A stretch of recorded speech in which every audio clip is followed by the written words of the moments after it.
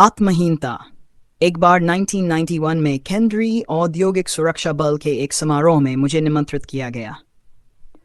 जब मैं वहां पहुंचा तो उन समयांग जो आयु एवं पद दोनों में मुझसे बड़े थे, उन्होंने मुझे सम्मान ले जाकर विशेष अतिथियों की प्रथम पंक्ति में बैठाया। वहां पर मैंने देखा कि केवल एक ही पंक्ति विशेष अतिथियों के लिए आरक्षित थी, तो भी हमारे पीछे की 2-3 पंक्तियां खाली पड़ी थीं। कार्यक्रम मनोरंजक था। बहुत से बड़े बड़े व्यक्ति उस कार्यक्रम को देख रहे थे। उनमें कुछ लोग ऐसे थे जिन्हें मैं व्यक्तिगत रूप से जानता था। समारोह के समाप्त होने के पश्चात वहां सब लोग जाने लगे। तो कुछ लोगों से मेरी मुलाकात हुई। मैंने वहां जानबूझकर वहीं खड़े होकर समारोह देख रहे सभी लोगों को देखा।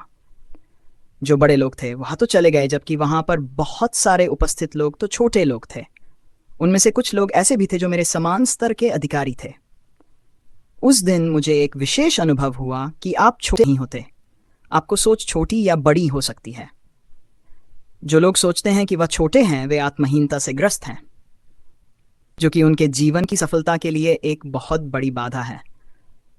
उस दिन से ही मैंने निर्णय किया था कि मैं जब किसी समारोह में जाऊंगा और वहां यदि स्थान आरक्षित नहीं है तो सदैव आगे ही बैठूंगा।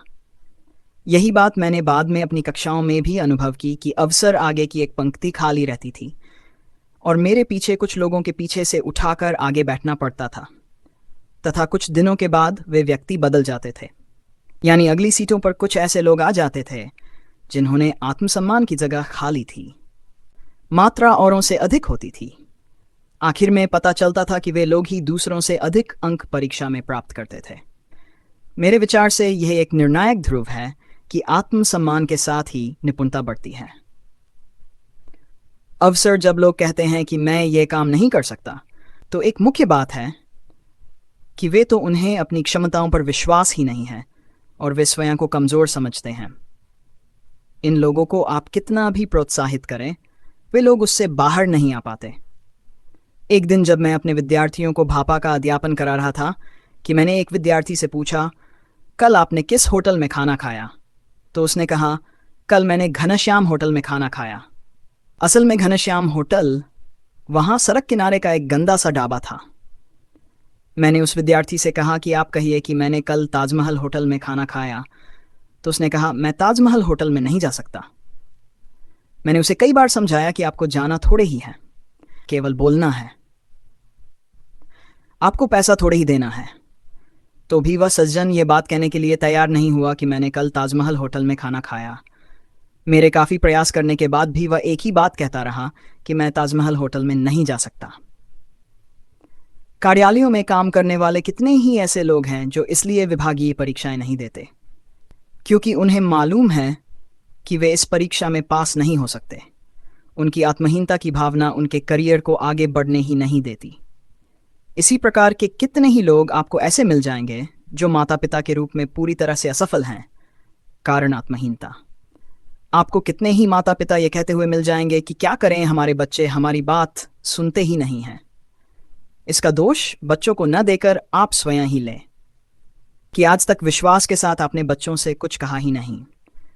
आपने सदैव अध्यापकों या दूसरे रिश्तेदारों से कहा कि आप हमारे बच्चों को समझा दीजिए, या फिर बच्चों को किसी रिश्तेदार या किसी जानवर या भूत प्रेत का डर दिखाकर अपनी बात मनवाने की कोशिश करते हैं। बच्चे समझ जाते हैं कि उनके माता पिता में आत्मविश्वास की कमी है और वे उनकी बात मानना छोड़ देते हैं। आत्महीनता वह रस्सी है जो फूस के हाथों के वश में कर लेती है।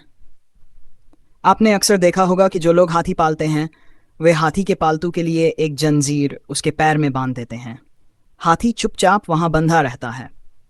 यदि हाथी चाहे तो जंजीर को भी तोड़ सकता है और पेड़ भी उखाड़ सकता है, परंतु वह ऐसा कभी नहीं करता। क्या आप जानते हैं कि वह ऐसा क्यों नहीं करता? इसका कारण यह है कि जब हाथी छोटा या युवा होता है, में जंजीरों से मोटे पेड़ से बांध दिया जाता है, तब हाथी अपना पूरा प्रयत्न कर उससे मुक्त होना चाहता है। बार बार कोशिश करने के बावजूद वह तो कभी उन जंजीरों को तोड़ पाता है और नहीं वह उस पेड़ को उखाड़ पाता है।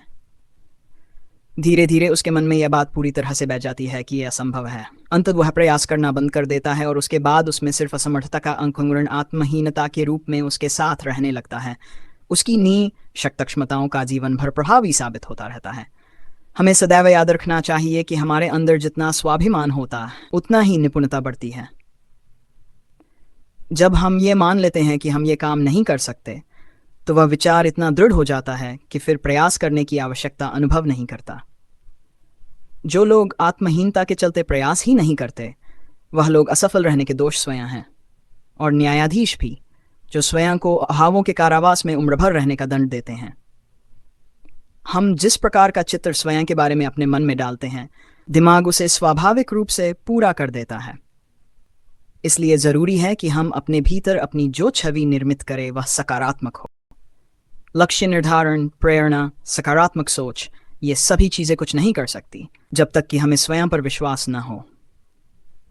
बहुत बार ऐसा भी हो जाता है कि बहुत से लोग आत्महीनता से ग्रस्त होते हैं, थोड़ा बहुत प्रयास करते भी हैं, उन्हें कुछ छोटे छोटे अनुभव भी लाभ दिलाते हैं, परंतु यदि उससे अपनी क्षमताओं का पूरा अनुभव नहीं हो पाता है तो यह असफलता का कारण बन जाता है।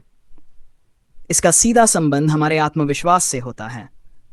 ये बात और सरल शब्दों में इस प्रकार कही जा सकती है। यदि किसी व्यक्ति में 2 लाख रुपए कमाने की क्षमता है और वह 1 लाख ही कमा रहा है, तो वह मेरे विचार से असफल है, क्योंकि वह अपनी पूरी क्षमता को नहीं पहचान रहा है। आपने अक्सर देखा होगा कि एक ही व्यवसाय में लगे 2 व्यक्तियों के रहन सहन का स्तर अलग होता है और उनकी आर्थिक स्थिति भी भिन्न होती है। एक अध्यापक, एक डॉक्टर, एक वकील किसी दूसरे अध्यापक, दूसरे डॉक्टर या दूसरे वकील से अधिक कमा रहा हो, और जो नहीं कमा रहे हैं वे परिश्रम करने के स्थान पर कमाने वालों पर केवल आलोचना कर रहे होते हैं। उनकी मेहनत को लालसा की संज्ञा दी जाती है। ये केवल उन लोगों की आत्महीनता का परिचायक है, और यही आत्महीनता उन्हें दयनीय और अकर्मण्य बनाती जाती है। एक बार आत्महीनता का बीज जो उनके मस्तिष्क में पड़ जाता है, समय पाकर वही बीज बड़े वृक्ष का रूप धारण कर लेता है। उसकी जड़ें इस प्रकार फैल जाती हैं कि उसे समूल नष्ट करना अत्यंत कठिन हो जाता है। आत्महीनता से ग्रसित व्यक्ति जीवन भर ऐसी भूल भुलैया में घूमता रहता है जो उसे किसी भी गंतव्य तक नहीं पहुंचाती।